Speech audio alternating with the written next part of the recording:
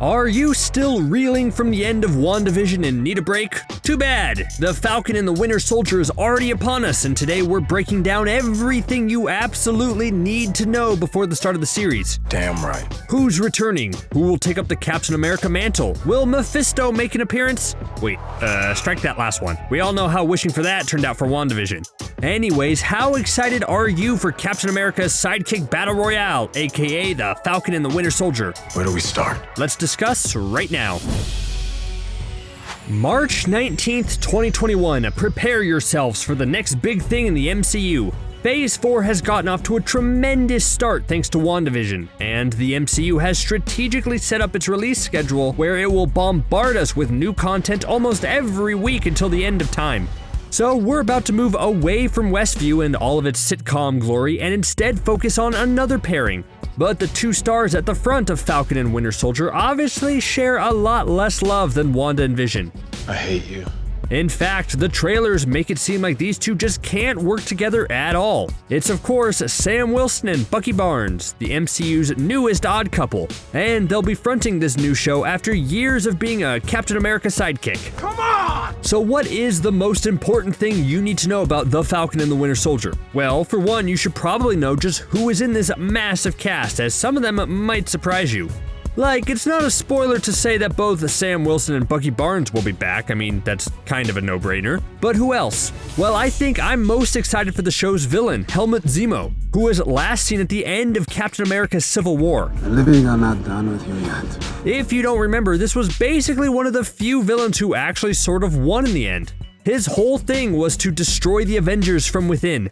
He knew he could never eliminate Thor or Captain America or Iron Man or anyone like that in full-on combat, so he instead enacted maybe the most complicated plan out of any Marvel villain in order to get the Avengers to turn on each other.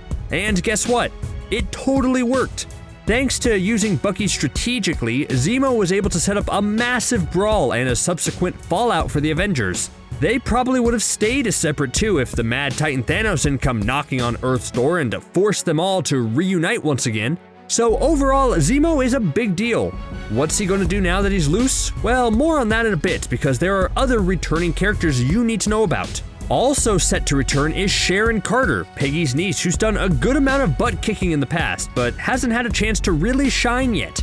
This show could give her that chance. Given the spy-like nature of the show, it makes sense that Sharon is involved. And who knows, maybe her appearance will actually help settle one of the biggest debates about the MCU right now, which is answering the question about Cap's time travel at the end of Endgame. Was Cap always Peggy's husband and Sharon's uncle growing up, which makes their kiss an awkward conversation topic around Thanksgiving? Or did Cap travel back, create a different timeline, and then hopped timelines when he was old man Cap to give the shield away? Hopefully, Sharon's inclusion in the show can not only flesh out her character, but also answer that burning question. Oh, and how could I forget about War Machine? Yes, Don Cheadle's Rhodey will pop up in The Falcon and the Winter Soldier. Man, I hate saying that full title. It's a long title for a TV show. It's unclear what Rhodey's role is going to be or how big a part he's going to play, but I imagine his appearance will help set up his future Armor Wars storyline or even Secret Invasion. And now, the return you've all been waiting for. Nope, sorry, it's not Old Man Cap, though I wouldn't count out a minor appearance by him just yet. No, I don't think I will. I'm talking about George Batroc, aka Batroc the Leaper. He's a minor comic character who appeared in the opening of Captain America the Winter Soldier and engaged in a one-on-one fight with Captain America. And I'll just say it, Batroc might be stronger than Thanos. My evidence is that there's a moment in that fight where Batroc kicks Captain America's shield and makes him off balance. That's crazy. Cap held his ground against things like Thor's hammer and Thanos' punches. But one flying kick from Batroc is enough to disorient Cap for a second? I call shenanigans. Anyways, Batroc is back, and he's probably not alone. He looks like he's on a team that's rumored to be the Thunderbolts, but only time will tell if that's true. That's quite a stacked cast, isn't it? And I'm sure there'll be more as the show goes on. So what exactly are all these characters going to be doing over the course of the series? Well, it looks like there's going to be two major plot lines to follow. The first is the battle for the Captain America mantle. I'm sure we all remember at the end of Endgame, the old bingo-loving, tapioca-eating Captain America gave his shield to Sam, telling him that he should be the next Captain America, which raised a few eyebrows. I mean, I love Sam, but I always felt Bucky should be the next Captain America as a way to redeem his past brainwashed sins and fully regain his patriotic nature. Plus, he's a super soldier like Cap, and Sam just has an advanced pair of wings. Anyways, that didn't matter though. Sam was set to become the new Captain America. Or is he? I mean, the show is still called The Falcon and the Winter Soldier and not Cap 2.0 and the Winter Soldier. It looks like there will be some hurdles for Falcon to claim the mantle, probably both internally and externally. The trailers make it seem like Sam is struggling to live up to the legend that is Captain America and not think he's ready quite yet to wear the stars and stripes. And on top of that, it looks like the government has something to say about it. They have their own agent ready to become a Captain America, and that's where John Walker comes in, played by Wyatt Russell in the show. In the comics, Walker has been both a hero and a villain, but if we had to speculate, given how corrupt the government has been portrayed in the MCU so far, on top of Sam's journey to become Captain America, I would guess Walker is going to turn to the dark side a bit after becoming Captain America, forcing Sam and Bucky to step up and stop him. But that's not the only thing the two are dealing with. As mentioned before, Zemo is back, this time with his comic-accurate purple mask, and he wants to finish what he started and eliminate all superheroes. And you know what? I respect him for that. He's sticking with his convictions. It's not like the show is bringing him back and suddenly giving him a different agenda or purpose of like, let's rob a bank or something. No, he had a plan in Captain America Civil War. It worked out pretty well. Now that he's free, he's like, yeah, I still got a lot of work to do. Good for him. Now, Falcon and Winter Soldier, please punch him in the face for me. But besides the actual plot of the show, we should be looking at what this is going to do for its two main characters. I think before Phase 4 started, I was a little hesitant on the show. It was focusing on two characters who worked the best as side characters up to this point. So what will it be like now that they're front and center? But WandaVision totally changed my mind here. That show, although it had its faults, showcased what happens when you have a TV show length amount of time to flesh out characters, so this bodes well for Sam and Bucky. Plus, their relationship is going to make for a fascinating dynamic. The trailers have highlighted how at odds the two are most of the time, and I'm sure the show will be them learning how to work together as a team. Both of them have a very different history with Captain America, and you can see how that shapes them into the hero they are today. But they're both clearly headstrong and stubborn and want to one-up the other at every possible turn. Their banter was a highlight in Civil War, so here's hoping the show fleshes out their dynamic and makes them one of the best pairings in the MCU. Can you move your seat up? No.